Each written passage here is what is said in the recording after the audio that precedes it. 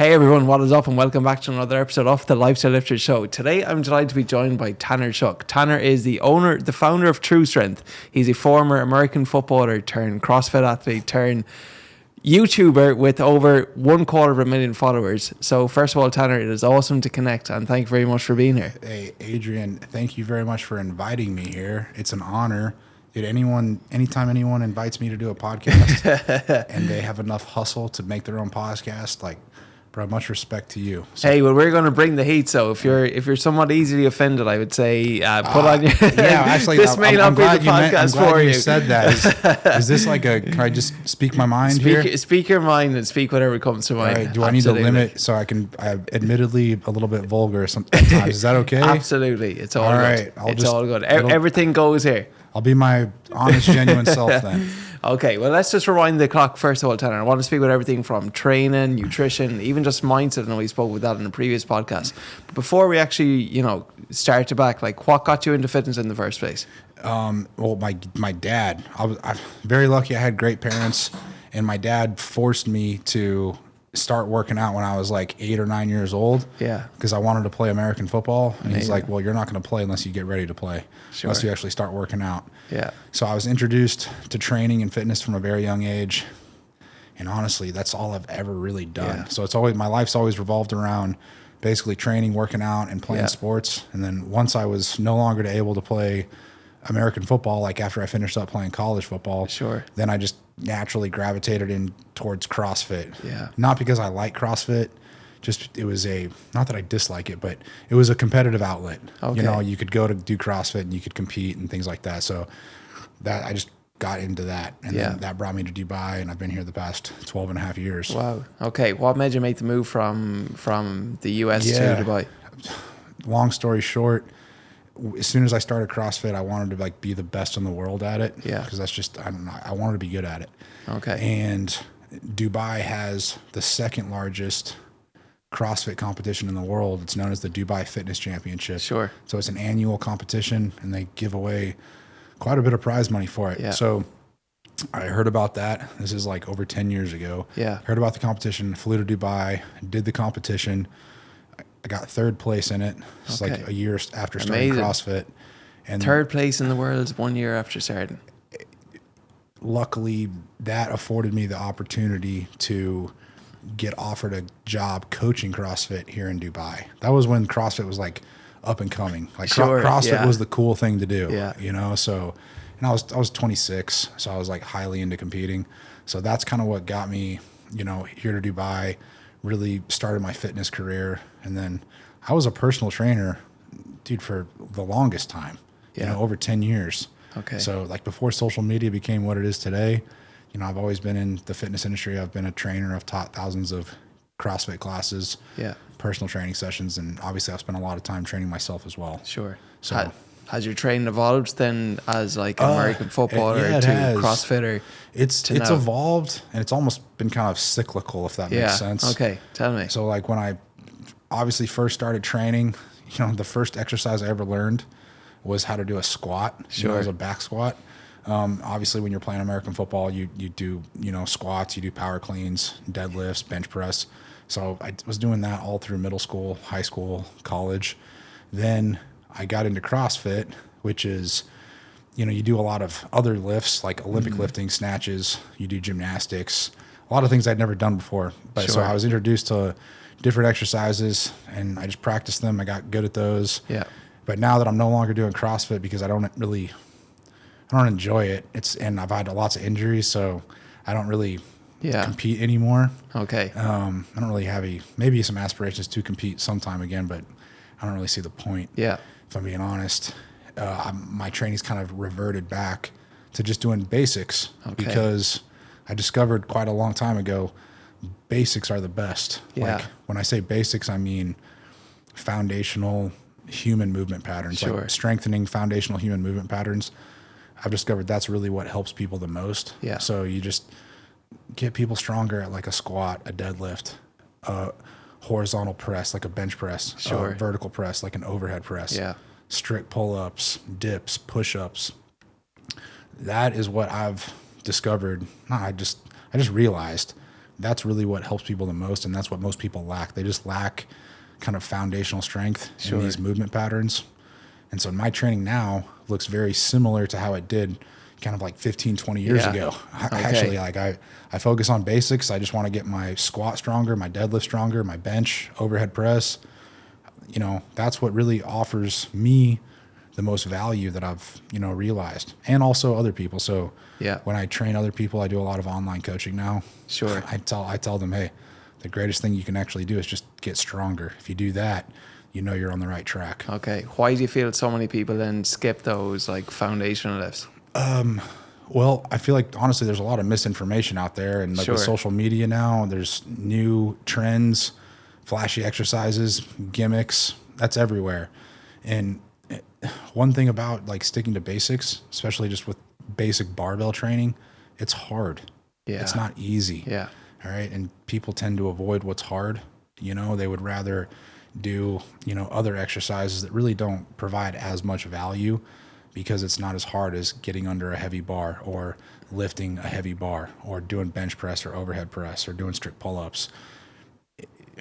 And again, I just think about value for time, like what's really going to give you the best return on your training investment. And so that's how I think about training. Yeah. And I just prioritize that. Like I do the things that are really hard, but I know they're actually going to be the best. Sure. So, and again, I'm a little opinionated. I'm not saying there's anything wrong with anybody's way of training. I think any form of exercise is better than no exercise. Sure. So I'm not trying to sound like an elitist or anything like that. This is just my preferred way of doing it. Yeah. So and that's what I focus on. It's gotten you pretty decent results. It's never failed me. It's definitely never failed me. And I've kind of remained, I've looked the same for probably 20 years, honestly. Like I've always been, I'm 5'11". I'm not real tall, but I'm not exactly short. I've always been around 200 to 210 pounds or like 90 to 95 kilos. I've been that way for the past 20 years. Just basically just maintained, you know, basically because I've never really stopped exercising. And I've looked the same. The only thing different, I just have a bit less hair. You know? So, yeah, that's kind of in a nutshell. That's what I'm about. That's what I enjoy doing. And what would you say from a coach perspective are like some of the most common mistakes that you see people make in the gym then? That's honestly pretty easy. I think a lot of trainers, they overcomplicate things. Yeah. They take something that might be flashy or overly complicated, and they give their clients that because they think maybe that's what their client will enjoy. Sure. But I think an experienced trainer will actually give their client not what they want, but what they need. Sure. And that's honestly, it's basic foundational strength. Like Yeah. I think the greatest thing you can do for anyone is teach them how to squat, teach them how to deadlift, teach them how to do a proper bench press and overhead press, you know, get them their first pull up. Yeah. That's something that I think most trainers or more trainers should really focus on, is just don't overcomplicate anything. Keep it simple and just get their clients stronger. And the reason why the compound lifts with a barbell are so great is because they're very easily progressive. Sure. Like you can progress them very, very easy. Yeah. Just add a little bit of weight to the bar, you know, and do that over time. And you don't really ever need to change it. Sure. If a person gets stronger at their squat, their deadlift, their bench press, their overhead press, if they get, you know, their first pull up and then they get to do 5 pull-ups and then 10 pull-ups, their physique is going to change as well. Yeah. Like they will get noticeably stronger, more muscular, leaner. They'll get healthier. For sure. And if someone is just starting out, do you recommend them go straight to the barbell, or are there some progressions? It's case by case basis. Yeah. But if you're like if you're completely new to training, you never exercised a day in your life, the first thing that you should do is just learn how to do a basic body weight squat. Sure. Yeah. And that's pretty simple. Like the way I teach it is like, all right, hey, I put it like literally a medicine ball on the ground, or I'll get a stack of like weight plates, and I tell that person to sit down and then stand up. Sure. And that's the most simple way to teach a person how to do a squat. Everyone's sat down and stood up from a chair before countless times in their life without even realizing it. But when you stand up from a chair, you're basically just doing a squat without even realizing it. Yeah. So then I teach it from there. And then you can start loading it with just a very light dumbbell. Once they do basically dumbbell goblet squats for, 1, 2, 3 weeks, depending on their ability level, then you can progress them to a barbell. Okay. That's how simple it is. But sometimes that goes over the head of people. Sure. Sometimes trainers People are looking for the next shiny. they'll want to put their client like on, a hack squat or a leg press, or they'll give them some kind of fancy lunge variation. Sure. When really the best thing they could do is just stick to a basic squat, get that movement pattern stronger. That's just going to give that person more value. Sure. It really will. So what are your thoughts on machines versus free weights then? I think machines certainly have their place. I think machines are great, especially for older people or older lifters. Sure. They're fantastic. I think there's a time and a place for machines. Yeah. It just really depends on your goals, Case by your case. needs. Yeah. Machines are certainly safer, in many regards. So if you're new to lifting and you don't have a trainer and you're trying to go about it yourself, I'd say, starting off on machines, looking at the little diagrams that are on the machines, and read the instructions. Reading that, that's a good place to start. It's not bad. It's not bad. So I think machines certainly have their place. And again, it's dependent on your goals. Like if you're into bodybuilding and the only thing you care about is, hypertrophy, machines can certainly accommodate that just because they're extremely stable. There's a fixed movement pattern and you can take exercises to failure quite safely, and just you can maintain tension on the muscle and you can go slow and controlled. And so there's a reason machines are around. There's a reason that machines were invented. Sure. And I think they have their time and place. Yeah. Again, it just depends on your personal preference. Yeah. Like I personally don't spend a lot of time on machines. Not that there's anything wrong with them. Sure. But one thing I've discovered, if you simply just get strong with a barbell, you're going to have no issues working out on machines. Yeah. Using a machine would probably be quite easy. Whereas if you flip that, if you just use machines and you only get strong on machines and then you try to use a barbell and balance in a squat, it's just like stability and things like that. It's completely different. So that's why I'm partial to free weights. Sure. But again, I mean, I'm the same. I came up that way. I came up, with an athletic background. Then I got into competitive CrossFit. So you were doing, still like powerlifting, squats, deadlifts, presses, and then you were doing Olympic lifting too, like, cleans, snatches, these kind of things. Again, there's no right or wrong way. Like as long as you're strength training, lifting weights, that's really what's most important. Building and maintaining and preserving your muscle mass as you go through the aging process. That is the most important thing. And where does cardio come into it for you, Tanner? Cardio, I also feel is extremely important. Sure. Not as important as strength training, but it's important. Don't neglect it. Like everyone should do some form of cardio just for cardiovascular health, and function and just overall work capacity. For sure.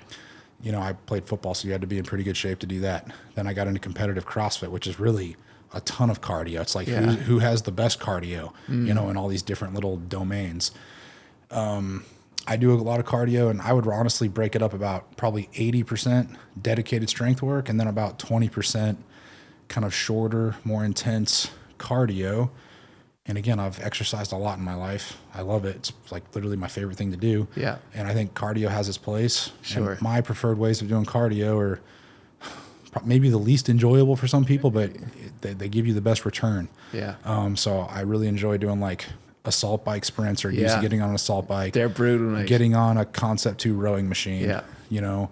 Getting on like a manual treadmill and running or sprinting. Sure. Those kind of things. Yeah. Like some of the things that you'll see in CrossFit, some of them are good. Some of them are shit. Yeah. Some of them are good. So do you do much like zone 2 cardio, or is it more? So I never did a lot of zone 2 cardio. Sure. I guess maybe until just kind of recently. Yeah. And I only do that on a rowing machine. Yeah. Simply because I'm trying to build a bigger cardiovascular base on a rowing machine because I really enjoy rowing. Yeah. Because I think it gets you extremely fit. Interesting. But for the most of my life, I've basically just done kind of interval training. Yeah. Things like that, whether it's, in a CrossFit setting, on an assault bike, on a rower. Yeah. That just like, you don't need to do you don't need to go, in my opinion, doing long, slow distance cardio. Sure. It's not bad, but it's not the most efficient way to train. Like instead of going for a 5-mile run, I'd much rather see a person get on like an assault bike and go super hard for 10 seconds, rest for 50 seconds and do that, for 8 to 12 rounds. Yeah. Like intensity over volume is my Sure. preferred way to do cardio. And that's really what gets people in shape. And it's way more time efficient. Yeah. So I like combining when I'm training myself and people.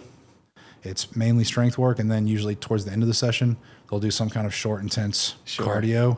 Yeah. And I really think mentally too, it's like, you know, that if you're just doing 12 hard sets and it's just 10 seconds, it's like when you chunk it down, it's like it's actually 2 minutes of work. That's about it. And then 50-second moderate intensity. It just go again. You can get as creative as you want, kind of 100%. with the cardio. What really needs structure and progression is the strength training. That should always be consistent. You should always be, incorporating the golden rule of training, which is progressive overload. Just gradually increasing the stress that you place on the person. Sure. Okay. By gradually adding weight or reps, or somehow making it a bit more challenging than you did previously. And then with the cardio, your cardiorespiratory system, you can develop that quite quickly. In 4 to 6 weeks, you can get in pretty good shape. Amazing. All right. But building strength, that takes years. Yeah. So that's why I prioritize that. And then for cardio, any kind of cardio works, man. Going for a walk is a form of cardio. Sure. So I tell people, get strong and then do whatever form of cardio you enjoy the most. Yeah. That you can be consistent with. Precisely. For sure. Precisely. Speaking of consistency, so you speak a lot about nutrition, your content, and I do. You've got a lot of interesting principles there. What would you say are some of your like foundational nutrition principles that you yourself abide by? Sure. And these are just principles that I've kind of just developed over time, and I've done like hundreds of like fitness consultations, and I actually call them, these are my 3 fundamental nutrition principles. Sure. And the reason I call them principles is because they're timeless. They'll never change. And if you follow them, you'll never fail. But I explain it just very simply, like 3 principles. Principle number 1 would be, if the food did not exist 200 years ago, don't eat it. Yeah. Okay. In other words, basically cut out any low quality processed junk foods out of your diet. Any foods that come in packages, or have ingredient lists, artificial ingredients, preservatives, that's not a real food. Humans never evolved eating those foods. So I just tell people to avoid it altogether. Where do protein powders fall into that for you? Those are one of the few exceptions. And I'll cover that. I was going to get to that, but that's a good point. You go ahead. Yeah, that's a good point. And then principle number 2, it's actually kind of the same as principle number 1. I'm going to say the same thing, just in a different way. Principle number 2 would be, if the food did not directly come from an animal or was not directly grown from the ground, do not eat it. Perfect. So if you simplify that even more, basically get all your foods from, animals, like high quality animal foods, fruits, vegetables, rice, potatoes, like high quality bread, foods that humans evolved eating. Yeah. And then principle number 3 is, every time you eat, prioritize protein. Sure. So every time you're sitting down for a meal, you should ask yourself, where is the protein in this meal? And if you follow those 3 simple principles, 100%. dude, you'll never fail. Yeah. And then whey protein powder, it's one of those few exceptions. But if you actually really dig a little deeper into that, what is whey protein? Where does it come from? Yeah. It comes from cows. It's from cows. So it's dairy. Yeah. And I'd say like fat-free Greek yogurt too, or something. Dude, that's one of my, that's like my top, that's in my top 3 foods. Yeah. If I could only eat 3 foods for the rest of my life, it would be red meat, eggs, and I knew that eggs would have to go in there. Yeah, for sure. Why are people so, like, why do eggs get a bad rap? Because everyone's been brainwashed their entire lives to think that a high fat diet or cholesterol is bad for you. Sure. And that nothing could be further from the truth. Okay. Like, cholesterol is good for you. You need to eat cholesterol. Your body endogenously produces cholesterol. Your liver produces cholesterol. If you're not eating enough cholesterol, your body's going to produce it anyway. Cholesterol is a building block in pretty much every cell in your body. If you're not eating enough cholesterol, dude, you're not going to be able to produce enough testosterone. Yeah. Or if you're a woman, you're not going to be able to have enough estrogen. Cholesterol's got such a bad rap, and if that's just media and propaganda and years of brainwashing that get people to think that cholesterol is bad for you. Yeah. And again, it's not. Cholesterol is good for you. What's bad for you is eating low quality processed foods, eating too much sugar, eating too much carbohydrates. That is what's really bad for you. That's what gives people high LDL cholesterol, not because you're eating eggs or steak. It's what you're having the eggs with, or it's or it's all the other Sure. processed junk that you're eating. Yeah. You know, in addition to the eggs. And why do you feel nowadays so many people are overweight? It's simple. Processed foods and sugar. Like I Yeah. feel like, dude, if you went to America, like over 50% of the population is overweight or obese. Wow. It's appalling. Yeah. It's unfortunate. And that's simply because America has so much processed food everywhere. It's ubiquitous. Yeah. And again, America's got a really big problem because food companies, pharmaceutical companies, the healthcare industry, they all work together, and they need people to be fat and sick to need healthcare so they can prescribe them more drugs that they really don't need. All right. So they can prescribe them diabetes medication, cholesterol medication like statins, or, you know, what's all the rage right now is those GLP drugs like Ozempic or Mounjaro. Yeah. That drug is so profitable that pharmaceutical companies, they want to push that on everyone. They're selling out. They're pushing it out on little kids. Yeah. And it's so bad. Like what doctors should be telling people is to eat healthy and get off your ass, go exercise. That should be the number one thing that doctors are prescribing people, not Ozempic or freaking statins or diabetes medications or any of that. Like that shit's not healthy. No humans evolved taking shots of Ozempic or taking statin drugs. Like if you literally just exercise more, you cut out all the low quality processed shit food out of your diet, and you just stick to real foods, like what I mentioned with those 3 nutrition principles, you would be healthy. Why are people so addicted to sugar? Because it's an extremely addictive substance. Yeah. And again, it's ubiquitous. It's found everywhere in all foods, especially processed foods. Yeah. If you just cut out sugar, or, you know, you reduce it in your diet, you'll crave it less. 100%. You won't crave as much sugar. If you stop eating low quality junk food, you stop craving it. And so that's really the best thing that you can do for yourself is, dude, if it didn't exist 200 years ago, don't eat it. That's not a real food. No humans, as I said, evolved eating that. We weren't drinking Coca-Cola or eating McDonald's or Oreo cookies or Doritos 200 years ago. And guess what? Even just 100 years ago, no one had even heard of obesity. No one even knew what obesity was 100 years ago. Now, over 50% of the population, at least in America, are obese or overweight. Dude, it's an epidemic. It's a problem. And it all starts with food. And the fact that people are too smart for their own good, and technology has made everything so easy and convenient for us that, you know, we can literally just sit on our ass all day in front of a computer screen and work. And like, you don't need to leave the apartment. You get all your a food delivered. lot of people, you know, and that doesn't apply to everyone. I mean, there's still like, you know, people are farmers. There's still, you know, people like mechanics that have to go into work and do physical labor. And that's great. That's great. But with, you know, technology, the internet, it's made things so simple and easy and convenient that people just aren't as active as they were 50 or 100 years ago. And that's why processed food and less physical activity, that is why there's an obesity epidemic. Yeah. Okay. And like, what if someone they don't want to go as extreme, Tanner, and they're like, I want to, you know, if someone says, I want to enjoy some of my foods or get some more like chocolate or takeaways in, where do you fall in that? Again, I have strong opinions on that. Yeah. But you should just look at food for what it is, man. Yeah. Like, you and I, we're humans, correct? You'd agree to that statement, 100%. Yeah? Okay, at the end of the day, all we are is just animals. Sure. We're very domesticated animals. But humans are the only animals on this earth that suffer from obesity, diabetes, cancer, dementia, you know, chronic disease.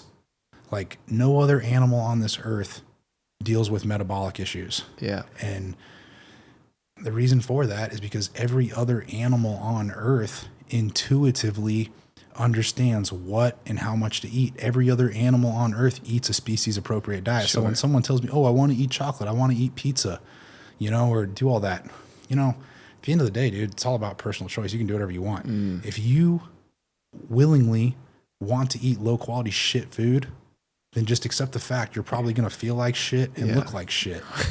That's the truth. Like, what I tell my clients and people, 100%. and this may not resonate with everyone, but I just don't care. Like, you should have kind of a binary perspective on food. There's real food and then there's shit. Yeah. And I tell people, stop eating shit. What a lot of trainers will tell people, and again, to each their own. Yeah. Because at the end of the day, yeah, it's kind of true. It does come down to be a calorie equation. So if you're in a calorie deficit, you'll lose weight. But what I've discovered, a lot of trainers tell people, and I don't really necessarily agree with this message. They basically say, hey, you can enjoy your favorite foods. You can eat low quality shit. As long as you're eating less shit, you'll lose weight. Whereas I look at it from the perspective, how about we just stop eating shit altogether and just eat real food? Eat how humans were intended to eat. 100%. Not everyone agrees with that. There's going to be people that, they want to have their cookies. They want to have their Starbucks, latte or whatever. Sure. And again, if that's you, that's totally okay. Yeah. But I'm just not your trainer. I'm not your guy. Yeah. And I don't care. Like, I don't try to appeal to everyone. It's much better to be polarizing and controversial. Yeah. Because either people will either love you or hate you. I don't want to be in the middle. Yeah. And I say this with humility, but I'm strong. I'm lean. I'm fit. I practice what I preach. I like the way I look. Yeah. But I've never trained to look good. I simply train for health. Sure. So if you want that, then what you really need to do, how about you just raise your standards? Yeah. Do proper strength training, cut out all the low quality shit food out of your diet. Yeah. And I guarantee you'll look better and you'll feel better. Yeah. So that's very opinionated. Yeah, for sure. And even if you don't agree with that, that's totally fine. Honestly, my big one is my big two are single ingredient whole foods. Those should be non-negotiable. Protein, plant and a protein in every meal. There so you it's go. Well, you're a smart guy.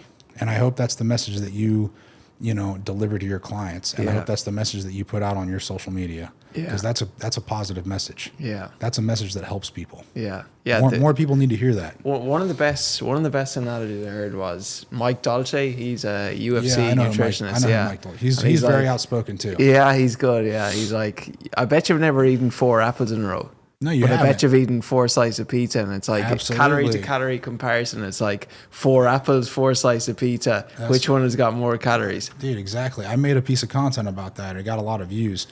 Basically, I said, all right, there's 2 Oreo cookies and then there's 2 hard-boiled eggs. Yeah. An Oreo cookie and a hard-boiled egg have approximately the same number of calories, 70 calories. All right. Which one are you more likely to eat 10 of? 100%. People could eat 10 Oreo cookies quite easily and still feel hungry. Yeah. No one is going to be eating 10 hard-boiled eggs. Yeah. Not realistically. I mean, I'm not saying you couldn't, but no one's going to do it regularly and often. Yeah. Whereas people can finish off a whole box of Oreo cookies in a day or two without even realizing it. Yeah. And there's the same amount of calories. But an Oreo cookie, if you look at the ingredients, it's super long. It's got a bunch of processed, low-quality junk in it. Whereas the ingredients of an egg is just an egg. Yeah. All right. But real whole food is very satiating. 100%. It satisfies your body's hunger mechanisms, Yeah. your hormones, leptin and ghrelin, and that's a real food. That is what humans are meant to eat. That's why you will never overeat on eggs. You'll never overeat on apples. You will never overeat on steak or chicken.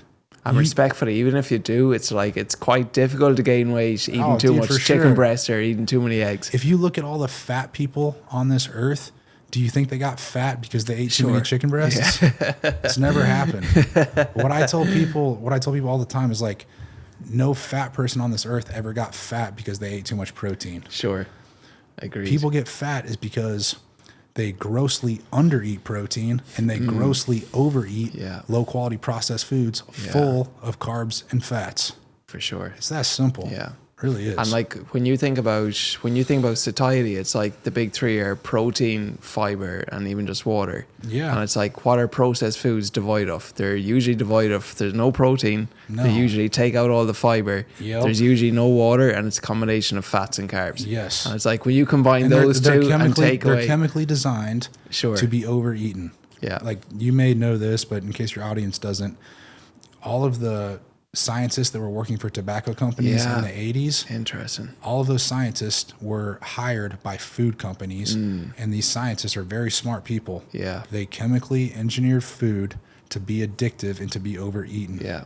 So the single greatest thing you could probably do like I said, is cut out all low quality processed packaged foods from your diet. Yeah. If you did that, you're going to be so much better off. 100%. Way healthier. You'll feel better. You'll look better. Yeah. Yeah. And segueing so slightly onto the mindset side, you've done a lot of personal development yourself, Tanner. You say that. It's continuing. But the way I see it, it's like you don't just read one book and your life doesn't change. It's like you need to. I heard Tony Robbins say your mind is almost like a garden, a fertile garden, and you need to remove the weeds every single day. Yeah. What does your like personal development practice look like? It always starts with training. Yeah. You know, personally, like I am addicted to training. Yeah. Specifically, I'm addicted to the dopamine that I get from training. Yeah. I love it. I enjoy it. And it's probably the best, healthiest addiction you can have. 100%, bro. I'm with you. I'm also, I believe strongly in practicing what I preach. Sure. And leading by example. Like, I feel like I would be a piece of shit if I'm telling people to eat healthy and exercise. Yeah. And I'm not willing to do that myself. And I think everything starts with me. Yeah. Like, dude, if I'm not putting out a positive message, if people aren't seeing me train or eat healthy, sure, who am I to tell anyone else how to do that? Yeah. I would be a hypocrite. So that's just leading by example is just very important to me. So I guess that could be personal development. 100%. And then I think I said this on Charlie's podcast, and this might not be the healthiest thing and people might not like this, but this is what's always worked for me. I usually hover somewhere, between the lines of self-love and self-loathing. Yeah. Like, dude, if I skip my workout or if I eat an unhealthy meal, to me, that's like I'm basically treating myself like a piece of shit. Yeah. Every workout I complete, every healthy meal I eat, that's a gift to my future self. Yeah. And I try to make most of my decisions based on whether or not my future self will thank me for it. Dude, the reason I'm doing this podcast is because I know this is a good thing. It's going to provide content. It's going to put out a positive message into the world. Yeah. Sitting this here, right here, this is a gift to my future self. Also, it's putting out a positive message into the world. Sure. So dude, that's how my mind thinks. Yeah. It's like, I always tell myself, do what's hard today, so tomorrow will be easy. And hard decisions, easy life. Easy decisions, hard life. That's it. Yeah. It's the same way with everything, though. It's as simple as that. Yeah. Dude, health and fitness, there's a lot of correlation to success in business. Yeah. Success in all areas of your life. Yeah. So, and I think as well, like just you saw as well, Nick the limitless guy. Yeah. Like quite an inspiring the perspective individual. Shift. Absolutely. Yeah. Amazing. There was a lot of things you were saying that I already knew, but it's always refreshing to hear them. Yeah. And to see what that guy's been able to do in his life, in the adversity that he's overcome and continues to overcome. Dude, can you imagine not having legs and only one arm? Wow, dude, it's incredible. Yeah. But I love that guy because he has no excuses. Yeah, he's eliminated excuses. Yeah, he's done the best job with the hand that he's been dealt. Sure. Does that make sense? 100%. And we can all do that. Yeah. Because I'm a very big proponent of taking 100% responsibility for your life. Yeah. Never having a victim mindset and realizing everything in your life is a choice. Sure. Because everything in your life is a choice, man. And this is something I've put out on social media before, and I'll just share it one more time. But every single person right now in their life, every single person is where they are in their life because of every single choice that they've made in their life up to this point. Yeah. So if you want to change your life, it's as simple as making better choices. It's really that fundamental. Yeah. Okay. So what are some decisions then that people need to be more mindful of? Yeah. Make a choice to not be, I can't say that like that. It's so bad. Make the choice to take care of yourself, right? Yeah. Take 100% responsibility for your health. Health is a choice. All right. You don't have to neglect your health and let yourself be a fat, lazy, sloppy person. Okay. If you don't like the person you see in the mirror, you can do something about that. Yeah. It's a choice. It's really that simple. So the first thing that I tell people that probably don't have the same mindset as me, or they're on the other complete opposite end of the spectrum, if you just want to be better, the first thing you can probably do is actually just start exercising consistently, not only for the physical benefits, but for the mental benefits.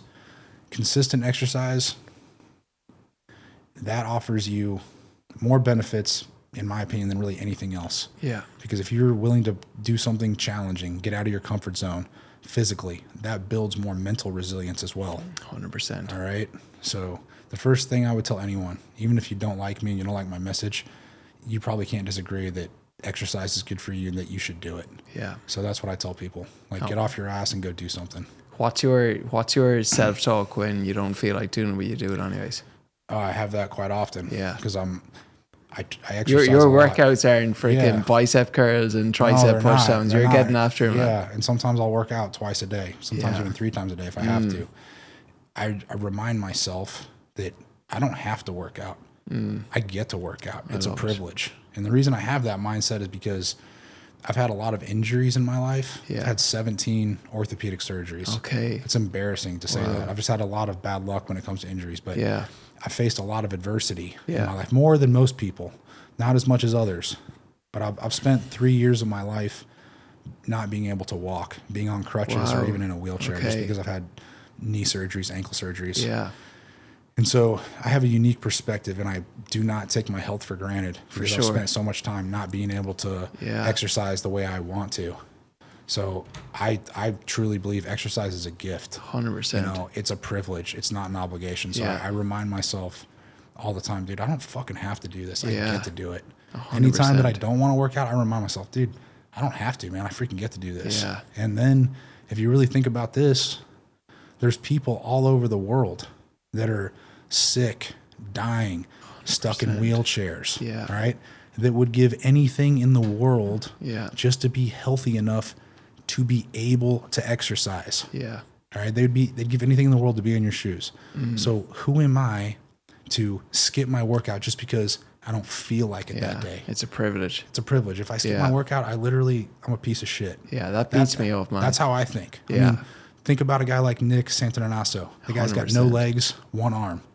All right. Like, think about him. Like, that guy lives his life like that every day. Yeah. And then there's people that are perfectly able-bodied humans that skip their workout just because they don't feel like it. Yeah. It's because their mindset's wrong. Yeah. Because they're weak-minded. 100%. That's how I think about it. Like, Yeah. I always look at it like, dude, I don't have to do this. Yeah. I get to do it. It's a privilege, not an obligation. Perspective too. It's like It's a big one, man. I injured myself running like 2 or 3 weeks ago. And just when you can do something, it's like I feel you only appreciate it even more then. So like I was never as happy to get back running again maybe a week or so later. It's like I'm just looking at myself and like I see myself in my reflection on the treadmill. I'm like, this is a blessing. Like, thank you. I get to do this. Like, I'm sweating profusely, listen to music, but it's like I love this feeling. Man, it is. It's a privilege. So having perspective and being grateful for your health is extremely important. So that's more people need to not take their health for granted. All right. And just remember, not everyone is as fortunate as you are. There's lots of people that are less fortunate that would give anything in the world just to be able to exercise. So that's something 100%. that I remind myself that quite often. I've made a few pieces of content saying that, and you know, those were popular pieces of content because it's obviously resonated with a lot of people. Because it's true. You know, so that's what I tell myself. And just to segue finally onto content, you've obviously grown a large audience, Tanner, and what I like about your content, you're very like just direct. You speak your mind. What have you learned from, you know, growing quite a significant audience over the years? Just like anything else in life, you'll get out what you put in. Yeah. I didn't have a following. I didn't grow a following overnight. Yeah. And there's probably a lot faster and more efficient ways that I could probably hack the algorithm and try to go viral, but that was never my approach. Like, it was always important to me to put out a positive, genuine message. And what I discovered is, with the way social media is now, we're all glued to our phones. Sure. So like, the more content you put out, the more often that you're in front of people's eyes, the more often they hear you putting out a positive message, then eventually you will grow. Yeah. But the only way I grew a following is working extremely hard for a long time. Yeah. Like, dude, I've been putting out content since 2018. Yeah. And I mean, I have a full-time videographer that works with me all the time. Yeah. And we make content. We made content right before we were here. Like, I was working out at a gym. Yeah. And I'm making content. So there's a lot to be said about consistency and discipline. in my opinion. Sure. Again, there's a lot of content creators that are a lot younger than me that probably have bigger followings, and maybe they figured out how to hack the algorithm, go viral. That was never my case. Sure. I think one thing I'm fortunate is I have a very strong following. Yeah. I have a strong brand, a strong personal brand. Yeah. Only because I've been doing it for basically 7 years straight without stopping. Amazing. And I've never watered down or diluted my message. I've never told people necessarily what they want to hear. Yeah. I'm going to tell people the truth. I'm going to tell people what they need to hear. Yeah. And I think that's why that's how I've done it. Yeah. Again, there's many ways to do it, man. I'm not saying my way is the right way, but it's the worked way for me. that's worked for you. Yeah, and it's a way that's true to me. So, and given the fact with your direct approach, have you ever gotten much backlash? Oh, for sure. Yeah. Yeah, dude. Do any of those comments resonate, or do you just not blink an eye? Honestly, I look at it as did you have to earn haters? Yeah. If you have haters, that's a good thing. That's a good thing. I'd much rather be polarizing and controversial than very vanilla and right in the middle. Yeah. Because there's enough people like that, in my opinion. All right, dude. If you have an opinion, don't be afraid to share it. Yeah. And the reason I'm not afraid to share my opinion is because I practice what I preach every single day. I put myself through it. Yeah. I'm like, dude, don't be a lazy, complacent person. Yeah. All right. It's not okay. It's not okay to be average. It's not okay to be mediocre. It's not okay to be weak. It's not okay to be fat. Yeah. That's what I believe. And I'm going to put that message out there. Yeah. And again, if people don't want to hear it, they don't have to watch my content. Yeah. Again, everything in your life's a choice. Go watch somebody else. It's that simple to me. And I don't lie in bed at night worrying about what other people are thinking of me either. Yeah. I believe in what I say. You've got a lot of alignment. Yeah. I'm proud of my message. Sure. That's why I continue to share it. Yeah. So given the fact this is the Lifestyle Lifter show, what would you say is your definition of living a successful life? My definition of being man, I'm really fortunate because I already feel like I'm living a life that I really want. Amazing. I have complete control of my time and my schedule, and I do what I want, when I want, with who I want. Now, it always hasn't been that way. Yeah. But in my opinion, I feel like that's success. Yeah. Obviously, there's levels to that. Sure. But I think just being true to myself. Yeah. And not deviating from my message. Yeah. I think that's success. That's something that I'm proud of. Totally. And I haven't bent to society or the norms, or I don't care what other people think. Yeah. I just go out there and I do what I want. You do you. And dude, my message, but above anything, is work really hard, be very disciplined, be very consistent, and have high standards. Yeah. All right? I love it. Love yourself and respect yourself. That's really, at the end of the day, what I want to share with people. Yeah. Brilliant. So Brilliant. Yeah, man, that's my idea of success, I think. Tanner, this has been awesome. Hey, Adrian, thank you very much. Yeah. Thanks for having me on. Where can, first of all, people learn more about you I would and say, your coaching, your content? Well, thank you. I think the first place, you can find me on YouTube. Yeah. All right. Tanner Shuck.